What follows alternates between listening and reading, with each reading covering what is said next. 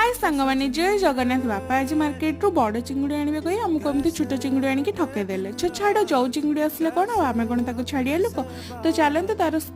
आज आम सजना छुई आलू बैगण और कंचा आंब दे बेसर करवा। तो प्रथम चिंगुड़ी को भल भाव बाछी भाजी नेलु तापर से कढ़े आम सोरिष तेल पंचफुटण कंचा लंका पियाज आ छुई आलू को लुण हल्दी दे किसी समय भाजी सारा पर से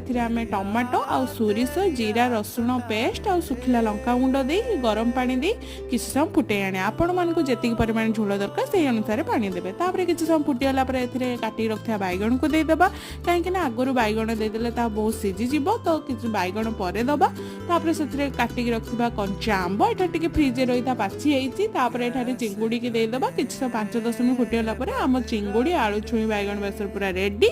तापर एठारे आम लंच थाली पूरा रेडी। आपण मानकु मो वीडियो भल लागथिले लाइक शेयर सब्सक्राइब निहाती करदेबे।